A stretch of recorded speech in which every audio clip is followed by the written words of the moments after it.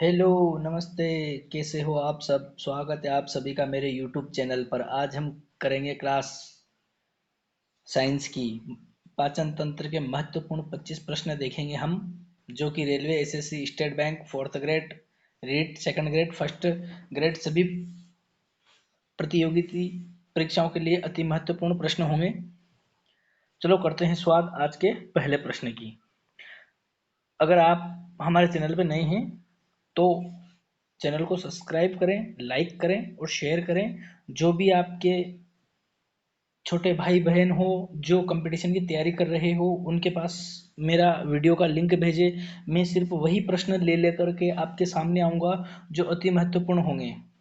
मैं एक अच्छा बढ़िया वाला कंटेंट लेकर के आऊँगा। मैंने प्लेलिस्ट में अभी धीरे धीरे सारी अलग अलग सब्जेक्ट की लिस्ट बनाना शुरू कर दिया है। मैं एक एक वीडियो सब में डालता जाऊँगा और आप एक बार मेरा कंटेंट चेक करना। मैं सिर्फ वही प्रश्न लेकर के आऊँगा जो आपके लिए फ़ायदेमंद होंगे। आप पूर्णतः मेरे ऊपर भरोसा रखें। पहला प्रश्न है, स्वादिष्ट भोजन देख करके मुंह में पानी आ जाता है।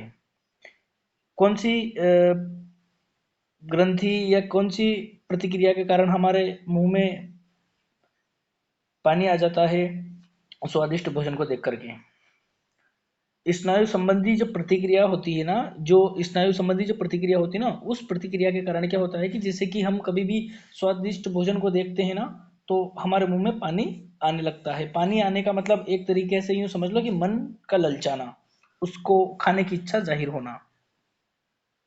मानव में पित्त का स्त्राव होता है, अग्नाशय में, छोटी आंत में, ग्रास नली में, यकृत में। तो इसका सही उत्तर है यकृत। यकृत में होता है। इसका ये वाला डी वाला ऑप्शन सही है और इसका ये वाला ऑप्शन सही है। तीसरा नंबर का बाइल का स्रोत होता है। तो बाइल का स्रोत कहाँ से होता है? बाइल का स्रोत जिगर से होता है। ऑप्शन नंबर बी इसका सही है।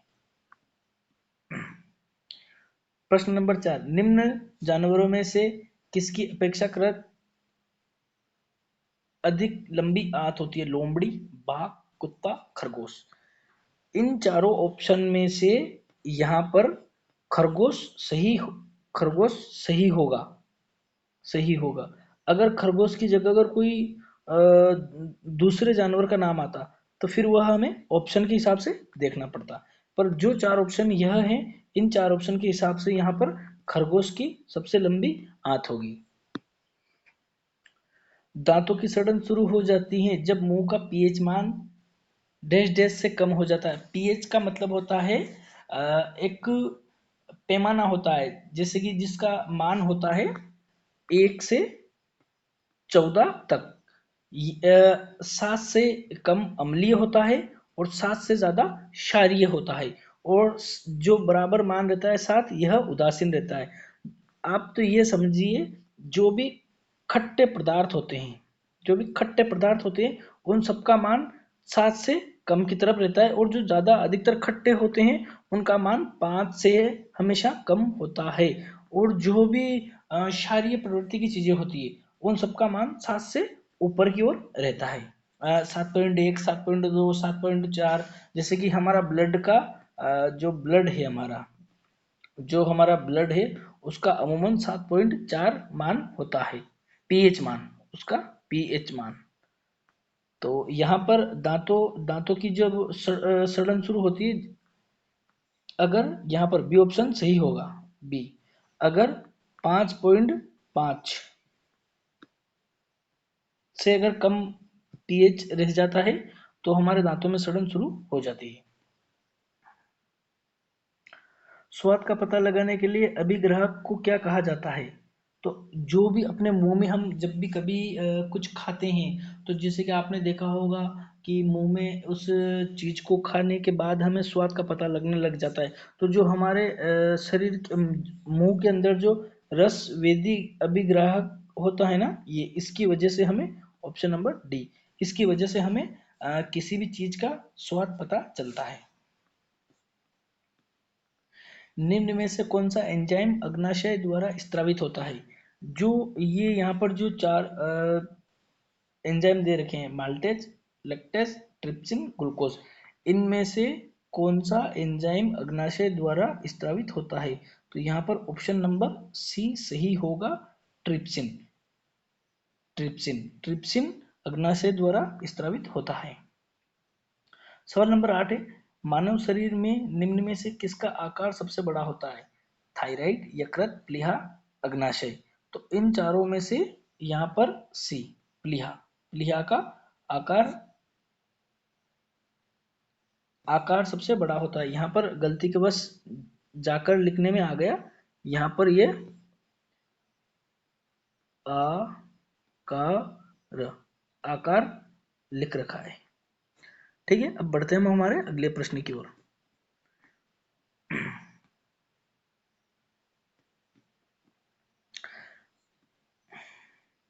मानव शरीर का सबसे बड़ा आंतरिक अंग कौन सा होता है? जो हमारे शरीर के जो अंदर के अंग है, जैसे कि यकृत, हृदय, अग्नाशय, गुर्दा, किडनी, लीवर, फेफड़े, ये सब हमारे शरीर के आंतरिक भाग होते हैं। तो जो यहाँ पर 4 ऑप्शन दे रखे हैं, इन 4 ऑप्शन के हिसाब से सबसे बड़ा अंग कौन सा होता है? तो हमारा हृदय, ऑप्शन नंबर बी। इनमें हमारा हृदय सबसे बड़ा होता है। निम्न में से ऑक्सीकरण के समय अधिकतम मात्रा में ऊर्जा उत्पन्न होती है? ऑक्सीकरण जो होता है, ऑक्सीकरण ऑक्सीकरण के समय ऊर्जा उत्पन्न होती है, ऑप्शन नंबर बी सही होगा, वसा। कार्बोहाइड्रेट, प्रोटीन और वसा का पूर्ण पाचन कहाँ पर होता है? कार्बोहाइड्रेट है, प्रोटीन ही और वसा है, इसका पूर्ण पाचन कहाँ पर होता है? तो इसका ऑप्शन सही होगा, छोटी आंत, option number C. Carbohydrate, protein, वसा का पूर्ण पाचन, जैसे कि पाचन तो हम जब भोजन को करते हैं तो यहीं से पाचन शुरू हो जाता है, परंतु आधा आधा पाचन होता जाता है और पूर्ण तरीके से में बदलने के लिए छोटी आंत में जाकर के वह पाचन पूरा होता है। एक जानवर द्वारा निस्सारित किया गया फेरोमो फेरोमोन है, तो इसमें से यहाँ पर ए ऑप्शन सही होगा। एक ही जाति के जानवरों के बर्ताव पर प्रभाव डालता है, एक ही जाति के जानवरों के बर्ताव पर प्रभाव डालता है फेरोमोन। अब बढ़ते हैं हम यहाँ पर अगले प्रश्न, इसका तो ए सही होगा, ए वाला। अब बढ़ते हैं हम आगे। मछली में प्राप्त कोड लिवर तेल किस विटामिन का समृद्ध स्रोत होता है? मतलब जो मछली से जो कोड लीवर में से जो हमें तेल प्राप्त होता है, तो वह सबसे अच्छा किस विटामिन का स्रोत होता है? मतलब मछली के तेल में सबसे अच्छा विटामिन किसका होता है? तो option number D, option number D. Vitamin C की कमी से होता है। विटामिन सी की कमी से क्या होता है? विटामिन सी की कमी से स्कर्वी रोग होता है। मसूड़ों में सूजन आना, मसूड़ों से खून आना, इसको बोलते हैं स्कर्वी रोग। केला किस प्रोटीन का एक अच्छा स्रोत होता है? विटामिन बी का। इसमें ज़्यादा समझाने वाली बात नहीं थी, इसलिए मैं डायरेक्ट ही लिख करके लेकर के आ गया। केला जो है, केला विटामिन बी का अच्छा स्रोत होता है। किस विटामिन की कमी के कारण अत्यधिक खून बहने लगता है? किस विटामिन की कमी हो जाने के कारण खून अत्यधिक बहने लग जाता है? तो यहाँ पर ऑप्शन सही होगा, विटामिन के। विटामिन के, विटामिन के की कमी से हमारा अत्यधिक खून बहने लग जाता है। ऑप्शन नंबर इसमें सही होगा सी, सी का के।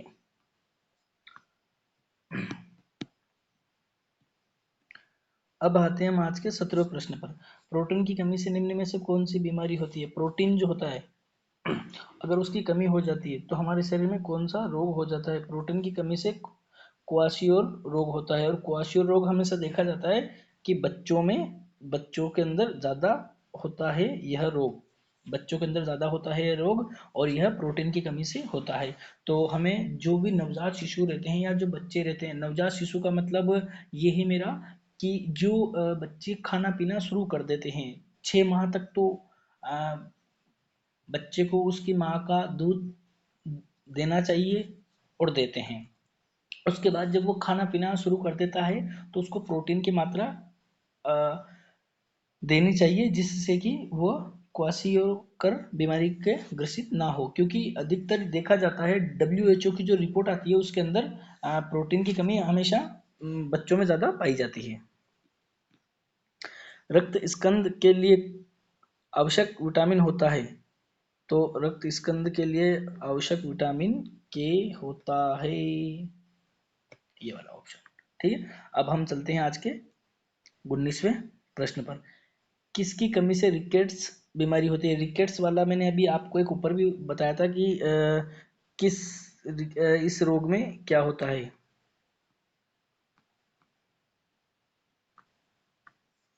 ऑप्शन नंबर सी सही होगा इसका। रिकेट्स की बीमारी के कारण मसूड़ों में खून आने लग जाता है। वहां पर कभी कभी ऑप्शन में वो यह भी पूछ सकता है आपसे कि मस, मसूड़ों में खून मसूड़ों में खून किस विटामिन की कमी के कारण आता है? तो ऑप्शन नंबर सी राइट होगा वहां पर। पेयजल आपूर्ति में कोलिफॉर्म की उपस्थिति डैश डैश का लक्षण है। तो पेयजल आपूर्ति में अगर आप सब जानते हो तो इसमें मानव अपशिष्ट से सदूषण, डी वाला ऑप्शन बिल्कुल सही होगा। डी वाला ऑप्शन। फ्लोराइड की मात्रा जिस पानी में ज्यादा होती है, ऐसे पानी से हमारे दांत सड़ने लगते हैं और खिरने लगते हैं। पाचन तंत्र में मौजूद रस में शामिल होता है। पाचन तंत्र में जो हमारा भोजन होता है, पाचन तंत्र में मौजूद कौन सा रस होता है? तो इसके अंदर HCl होता है, हाइड्रोक्लोरिक अम्ल।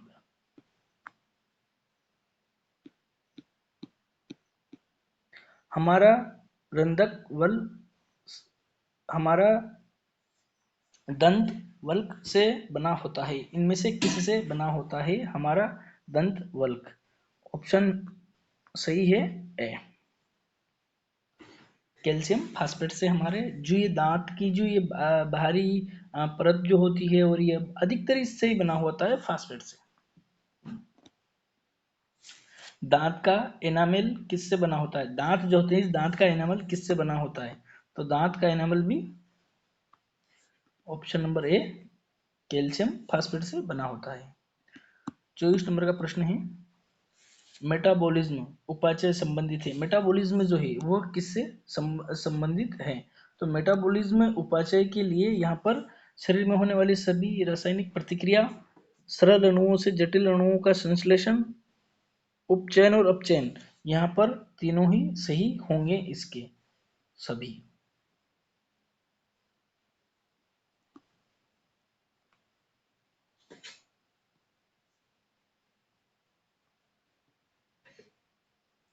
अब चलते हैं हम आज के हमारे 25 नंबर प्रश्न पे। शरीर के किस भाग में पित्तरस बाइल जूस का उत्पादन होता है? इस प्रश्न का जवाब आपको हमारे कमेंट बॉक्स में देना है। और आपको शरीर के किस भाग में पित्तरस यानी कि बाइल जूस का उत्पादन होता है? हृदय, फेफड़े, गुर्दे, यकृत।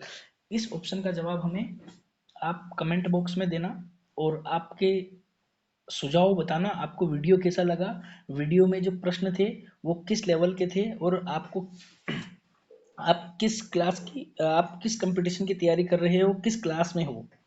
अगर आप 9th 10th 11th 12th में हो तो आप कौन सी क्लास में हो और आप किस कंपटीशन की तैयारी कर रहे हो, यह भी हमें कमेंट बॉक्स में बताना। और 25 नंबर के सवाल का जवाब आप कमेंट कर करके हमें देना।